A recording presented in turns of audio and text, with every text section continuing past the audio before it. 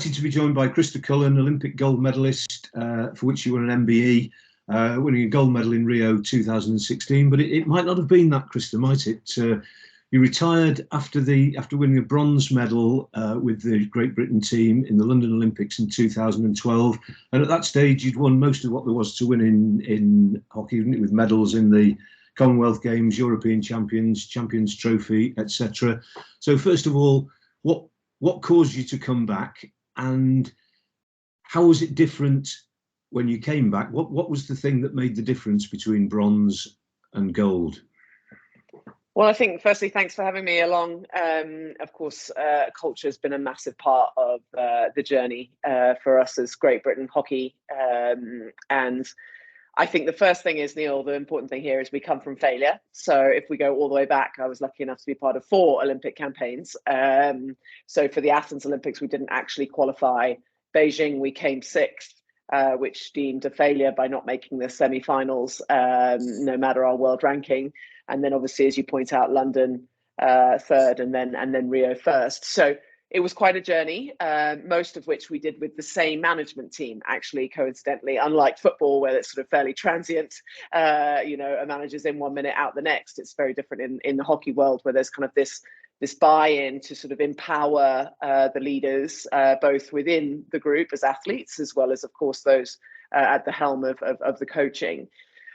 Specifically to answer your question, Neil, clearly, after the London Olympics, having done 3 campaigns, I was a little older as an athlete, even though I broke in at 17. So at 27, I decided that retirement off the back of a London Games, 15,000 people all shouting for us for Great Britain, I didn't think we'd get anything better. So I thought to myself, you know what, get on with your life, where I actually am logging in from Nairobi, Kenya, which is my home. So I came home for 3 years. In the London Olympics, the difference was we went into a centralized program, so a full-time training regime where obviously there was that connectivity. Great Britain's made up of the UK, so the English, the Scots and the Welsh, and then of course some Northern Islanders. So bringing these teams together, separating for World Cups, creating a culture where everyone feels a part of this journey is super important. So the connectivity time that we had in the London Games obviously enabled us to create bonds and create that unity that I think we were able to leverage at the performance environment.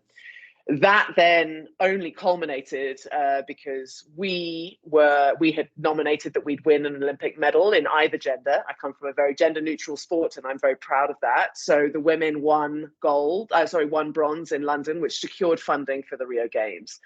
That then created a continuity to the centralized program. And clearly, I think the journey we'd come on was this journey of empowerment of athletes. And I think that's been the most important thing that we learned, which is rather than the more prescribed approach to coaching methodology of this is where you go, this is how, and this is where we were very militant in our performance, we started to be empowered through decision making. So Danny Kerry, our Great Britain coach at the time, actually said, I just got a whole bunch of intelligent hockey players and educated them around, or worked with them in partnership so that they could make decisions given circumstances where there could be consequences, or of course they could be empowered. And if I could create that environment, importantly, in the training environment, then of course in the performance environment, they were just going out and doing their job. So culture fundamentally underpinned how we co-created our success for Rio. And was that a different culture from that you'd encountered when you joined the squad as a young player? Absolutely. I think there was a lot of learning. As I said, it'd been a long old journey for me, and probably only a couple of others that were still in the team come Rio, and a lot of learning for coaches too. So when I came back to the Rio Games, having had 3 years away from playing hockey, with my 10-month roll in to try and get myself into the team, joining as the 32nd athlete in a squad of 16 to get selected for Rio. So there was actually no guarantees for me either. We all sat in a room, with a mediator, not necessarily coaching staff, and as athletes looked each other in the eye and said, right, what do we want to be remembered by? Commonly, like in the world of business, in the world of sport, there tends to be words that are thrown around culture that don't necessarily mean the same thing to everybody else. We think it's intelligent. The more I work in the corporate sector, the more I realize, to use these bamboozling jargon that actually in reality can be created in very simple words. So some of the things that we came up with as athletes, so there's the empowerment piece here again, we came up with and we then went out and lived with things like be the difference, we are winners, create history. There was sort of 7 in total. So all, you'll notice, all common language, right? So we could now both challenge and nurture around those statements, of we are winners. If somebody was to miss the target, which made the rest of the team have to run, there was consequence to living our culture. So we then as athletes started banding around this language that we had created. And so it became the norm. We were living our culture, doing our culture, delivering on our culture. So then when it actually came to the performance environment, the reality was, Neil, you just did your job. Don't go out of the ordinary. Don't try and reinvent the wheel. Just do your job where your teammates know what you do and how you do it. And then everybody can read and make decisions off that basis. And how important was that off the pitch? The messages, the relationships. What did that look like away from when you didn't have a hockey stick in your hand?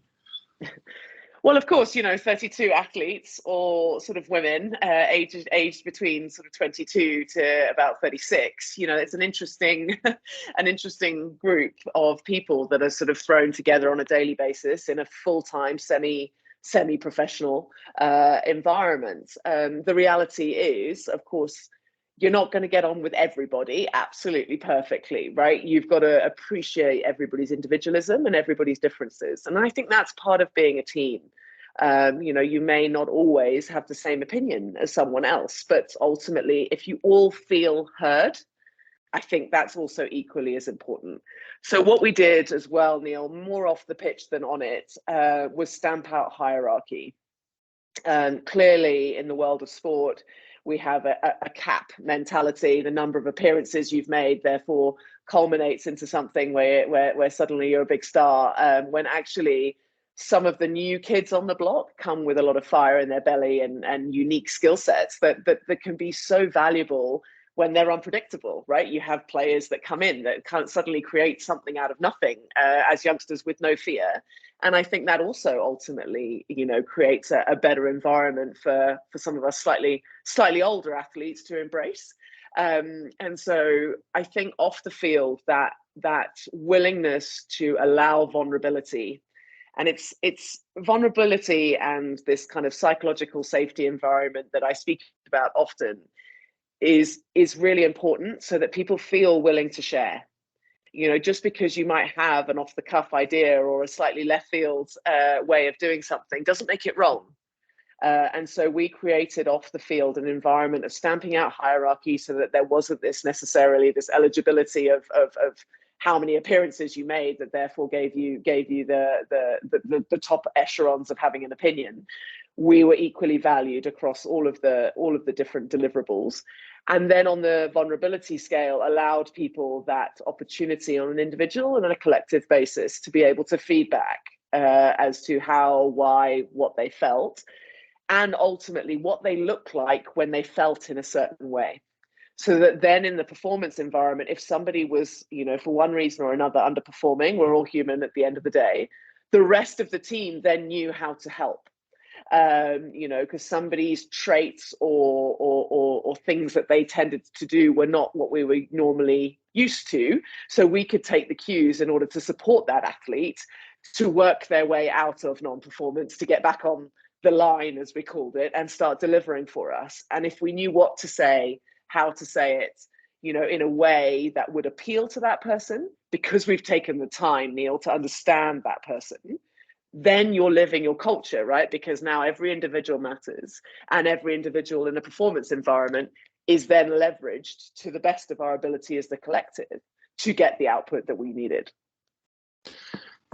How did that work on the ground then? How do you set about dismantling that hierarchy, Crista?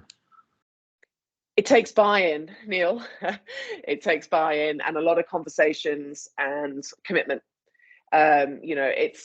What's harder is, of course, the girls who have had to live that hierarchy. So when I first broke into the squad, you were the one that fetched the tea for all the older girls in the team, and you did your time, right? Whereas now we live in a society where there's kind of a lot more equality and a lot more openness to some sort of variances within a squad dynamic.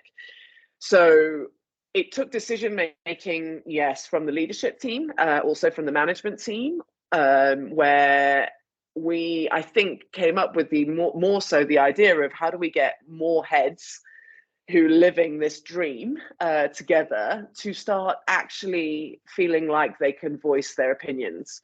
And the only way we can do that is to be an enabler.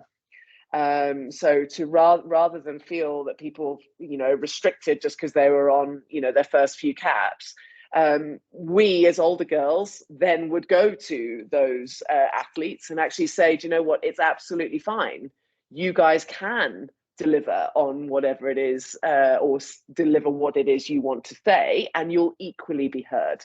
And I think that is creating the environment, but it comes from the people of privileged position to be able to empower those others. And I think that was a journey we all learned a lot through.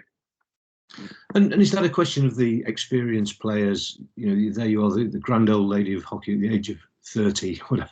Is it incumbent upon those people to give up power to empower other people? I don't think we were necessarily giving up power. I think we were allowing others a voice, right? Where we didn't. I don't think we overpowered. I think in other environments, it would always be kind of the more established players that would be the one, right? Okay, of course, Kate would lead the huddle and would do all the talking in the huddle. There was still clearly captaincy, leadership team, people that were more established in the environment than others.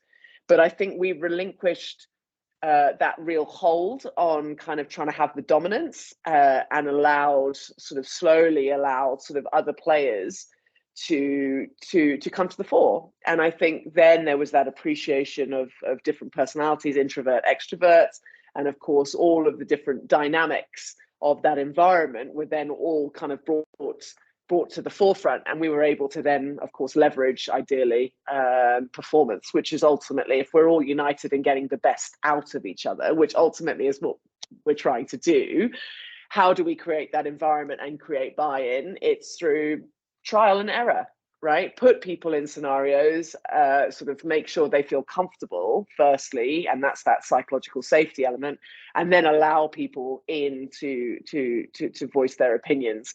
And interestingly, over time, more and more so, the younger athletes started really feeling like they could come to the fore, and I think that illustrated success. So where does that start from then, Crista? Does that start from a bunch of the senior players getting together and saying we need to do this differently? Or does it come from the management of the team saying, look, girls, we need to do this differently? Or where's the start? How does it gather momentum? Where does it start from, that cultural change? I think it's got to start from leadership. It's got to start from management, is my opinion. And I think there was a lot of learning as I started the call around sort of failure, and then kind of jumping sixth, third, first, right? And that was with the same team. And I think the management team, Karen Brown consistently was our assistant coach. I think they started to learn that this more prescribed approach to coaching became less and less useful because we were so predictable in performance, right? Because we were told what to do, how to do it, where to be. All the other teams, with the advancements in technology that you just have to watch one or two of our games and you know what each of the players are going to do. So by creating this environment of decision making, that created an environment where there was less predictability, because I didn't know what I was going to do, let alone with the actual people watching the video know what I was going to do, right? So now with that unpredictability came that ebbing and flowing of going out of certain formations, of ability to be able to read the game, bringing in the intelligence elements as to why we were actually selected, ideally, and allowing that to thrive. And that was a decision that categorically was taken through the management, instilled into the leadership team, through the upper echelons of obviously the slightly older girls within the squad, and then culminated all the way through. And I think that process took that longevity of Beijing to Rio, and a lot of hard lessons, like hard lessons, athletes reporting back on coaching staff saying that the way we conducted ourselves wasn't acceptable, we need to change things, some really hard, tough conversations, Neil. And I would be very much, I know you've known me long enough, a real sort of person that would endorse a controversial and slightly more direct conversation, as long as it's aligned with a focus and an outcome of performance and making sure we're all bettering each other, because ultimately better never stops, right? We work together in order to achieve the outcome that we ultimately collectively want to achieve. So if you're challenging somebody or nurturing somebody, it all has to be with a common purpose and intent, and that's ultimately culminating your culture into something sort of that's going to take you to that higher echelon. You all have to believe that.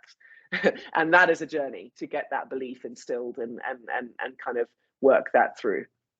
And how do you stop people resenting that then, Crista? If you tell me that what I've just done isn't what you want, how do you stop me resenting that? And if I'm in a position of power, how do you stop me? How am I not tempted to say, well, look, I'm in charge here and we're doing it this way? Yeah, I mean, it's a valid question. There's obviously elements of things that are we're not able to predict or see coming. You've got the injuries, you've got the non-selections, you've got poor performance, you've got a whole bunch of things that come into elite sport that, in a perfect world, we wish they weren't there, but in reality, they underpin our environments, right? So yeah, there are people that may not have absolutely fitted into that environment, and there were people that would probably, want to pull in hierarchy at set locations. But I think if you're close enough, and if you create that centralized program where people are so consistently together, people call each other out on certain stuff, okay? And now you're relying on the athlete body to do that rather than the management. So because you've all bought in. So if there's a challenge that comes in and maybe somebody didn't deal with it in the way I may have an opinion on how it should have been dealt with, then maybe I could voice that. And I could say, listen, I think that was a bit harsh. Like, she didn't really, didn't intend to do that. Is there a better way of us working together in order to get an outcome? So it became, I'm not saying it was perfect for everyone, Neil. Absolutely not. Some people it suited more than others, and I have a pretty outlying sort of personality. It didn't. The full-time centralized program is not something that massively appeals to me. I didn't really fit in that world. I like lots of different things all going on, and I really struggled in that sort of focus of just being solely a professional athlete. But I learned to have to do it for a set period of time in order to achieve ultimately what we bought into. So I think it comes down to the individual, Neil. I think if the intent is correct, in alignment to the purpose and the outcome of your culture, then the challenge is fair.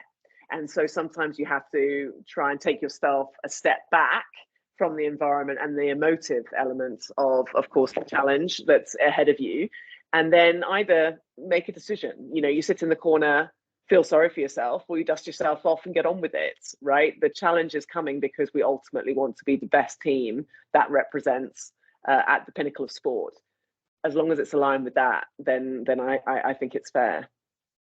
And where does that player empowerment and freedom, where does that interact with team discipline? So how does that interact with things like punctuality and appearance and the sort of the teamship bit? How does that individual empowerment interface with that? Yeah, I think it followed the same thing, right? There was certain expectations that clearly were defined by the group, right? We used to call it Lombardi time, right? If you're not 5 minutes early for a meeting, you're late. And if you're late, the team make you know that you're late. And if it's consistently, then it needs a discipline or something, some sort of outcome, right? There were also criteria around the centralized program. You could only live within a 40-minute radius of where the centralized program was planned, so trying to mitigate the likelihood of people using traffic as a good excuse, right? So the reality is, I think the ownership does come down to the individual. If you buy into a full-time elite program, there are expectations on you. The way in which you wear your kits, obviously you have sponsors, etc. The way, as you say, your appearance, of course, your delivery in front of media, your discipline, all of those things are expected. And it's a high standard to maintain, but that's part and parcel of the environment that you co-create. And I say that purposefully. You co-create because the athletes are just as much, in my eyes, responsible as the management in ensuring standards that are kept. And you talk about a tight group, and I can see the significance of that. But in essence, for a lot of that program, you weren't just collaborating with your teammates; you're competing against them, weren't you? There's 30 odd of you, and there's 16 seats on the plane or whatever. How does that work when you get towards the cut, and some people are you're working out whether you're going to be on that plane or not? Does that not? How do you maintain a team culture at that stage? Well, that's when it really matters the most. What you've created at times of success is easy, right? But what you've created at times of hardship is when it's really tested. And selection for an Olympic Games, for anybody that's ever gone through it, or a World Cup, or any sort of event that comes round every 4 years, and you've grafted so hard to try and get your bum on that seat. The reality is there is this massive disappointment. And for us, of course, 31 or 32 athletes when I joined, the reality was, of course, half were not successful. And so the truth is, Neil, you talk about it. In my world, it's spoken about from the start of the Olympic program all the way through the 4 years. And the process of dealing with it is also spoken about. Right? What is expected of a non-selected athlete who has that horrible position of 17th, 18th player, which is actually you're going, but only if somebody's injured do you get to take the field. A horrible position to be in, and only certain personalities are able to really deliver on that, and that's really tough. But in reality, it's still your job. You committed to that environment, and therefore, as hard as it may be when you're self-combusting, you put a smile on your face and tell everyone how well they're playing. And then, of course, you've got non-selection, et cetera, et cetera. So the reality is, I think expectation management throughout the journey is fundamental. You cannot expect somebody to understand what they're going to go through because you feel like you're falling off a cliff when you're not selected. But in reality, if it's not spoken about, even the people who are selected don't then understand how to sympathize with those that aren't. So don't make it a misnomer in the environment. Allow it to be spoken about so that when the circumstances come, the what ifs come, you know what you're doing. It's, you know how to nurture people, you know how to support people. If you're a selected athlete, how you need to be sensitive, and obviously the sensitivities, vice versa, for those that still have to continue training with you. An element of being like cannon fodder, unfortunately, because you're in preparation of Olympic Games and they still have a job to do. It's super tough. It's the reality of our environment, and that appreciation on both sides of the fence and that expectation management is fundamental. And I guess finally, how important is the cultural bit? You had some very good players in that team. A team that was maturing together. You were one of them. You had the best goalkeeper in the world. People who were in multiple Olympic Games. How important was the cultural bit versus just having the best players? Well, you say we have some of the best players. Let me give you some stats from our Olympic final. We got into the circle 6 times against Holland, who are world number 1, and we were world number 7, and we scored 3 goals. They got in our circle 38 times and scored 3 goals. So we can say we had the best players, but in reality, the Dutch system and the way in which the Dutch play, if you're purely a statistics person, we should not have won that day. But then we do have one of the best goalkeepers in the world and some pretty formidable players on our team too. I think what became reality is that we were a really good team. We genuinely cared about each other. and we worked super hard on every opportunity in order to, really live what we committed to. And that was underpinned by exactly what we're talking about here, our culture, right? We committed to those words, and then we went out and did the job. We didn't have to be the best team taking the field on the day, right? We just had to score more than they did. Okay, it's very simple sport, and anybody that got to watch that game, we were definitely the definitive underdogs, and that's that British dogged mentality that carried us through to get us those medals around our necks. And that makes me even more proud, because we don't have some of the development that the Dutch have within the hockey programs, but that leverage, Neil, is fundamental. That culture that underpinned us and the journey we went on, I'm very proud to be one of the members of that Great Britain team. Fantastic. The stars aligned there. Is that transportable then? I know you work with organisations now within and beyond sport and building that. Can you take that prescription, that formula, and apply it elsewhere, or was that a unique coming together of the players, the people, the personalities, the technical ability, and that time in history? I believe you can, Neil, but there's obviously variability across a sporting environment. There's an end goal to sport. There's a definitive. We've got our, like, the World Cup rugby now, right? All of those players have had that focus over the 4 years that have culminated into the World Cup performance.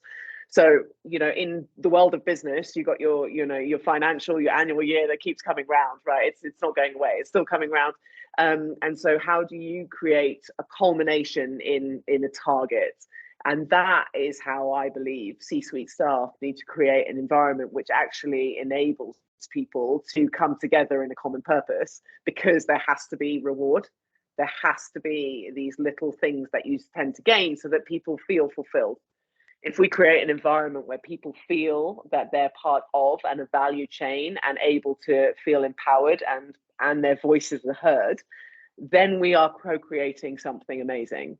I think the reality is at times we end up working in these silos, slightly disjointed, especially in today's world. How can we create that togetherness in a slightly disjointed environment? And that's kind of some of the challenges that I'm trying to work around in order to try and create exactly what we did for Rio, and ultimately the girls have gone on, and guys have gone on to continue in some of that ethos, and we see it across lots of sports now, Neil. I mean, the women's football, et al. I think it's been a hugely exciting time, both for women's sports and of course our male counterparts as Great Britain athletes, and as obviously England and representatives. I think clearly there's some learning, and we need to bring that more and more into business, is my opinion. But it's quite a journey.